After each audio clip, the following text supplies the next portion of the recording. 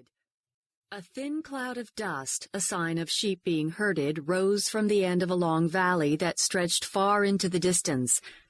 He nodded, silently agreeing that a knoll in the center of the valley was a logical place for a fold to contain the sheep at night. Lesley picked up his dilly bag and pulled the strap over his shoulder. "I'll go see if the stockman has a spare horse," he said, turning away. "I'll be back well before sunset." He acknowledged the boy's remarks, offering no further objections.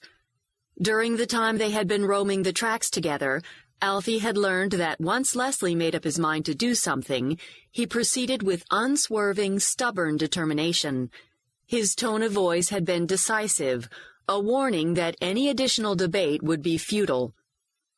The omnipresent bush flies hovered around Alfie, but after 50 years of roving tracks between stations in the Outback, he scarcely noticed them.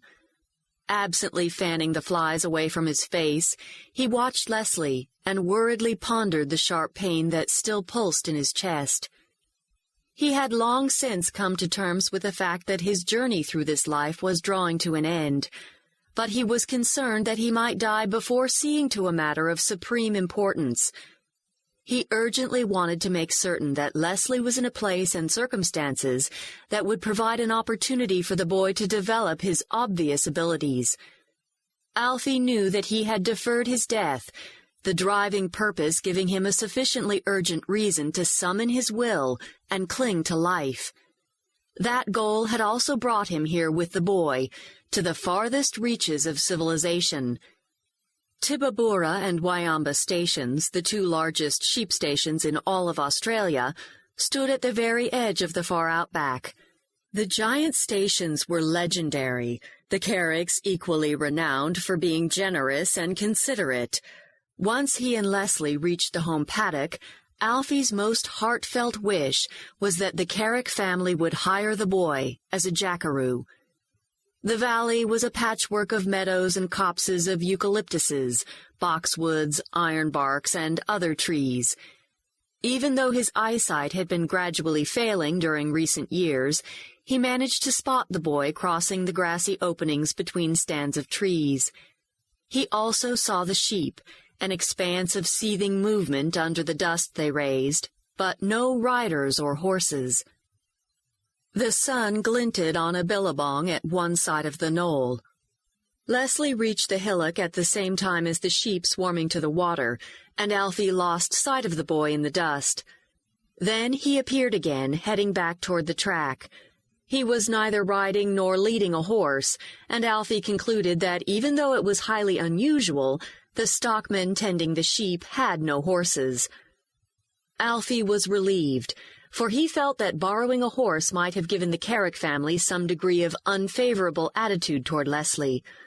He thought about gathering firewood to camp for the night, then decided against it.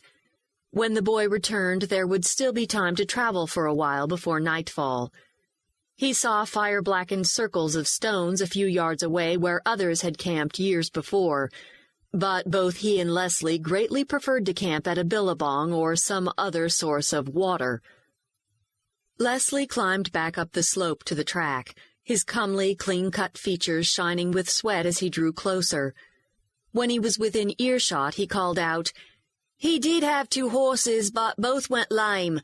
His jackaroo is leading them to the home paddock to exchange them for others, but he also told me that the home paddock is the next one up the track."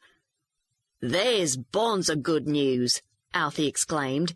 "If we're that close to the home paddock, we don't need a horse." "Well, bear in mind that the paddocks here are larger than many entire stations," Lesley said. "So we're not in an open slather, but it could be worse." Walking out of the brush to the track, the boy took out his handkerchief and wiped the sweat from his face. "The stockman's name is Jacob Corbett, and he's a dinky-die obliging sort. I told him that we're short on rations, and he gave me some apples, flour, and mutton." "That'll go down good," he commented happily, "most especially the flour, because not having damper has bothered me most of all." He stood, keeping himself from wincing at the sharp pain. "The rest has helped me. I'm ready to go on for a ways now." Lesley studied him.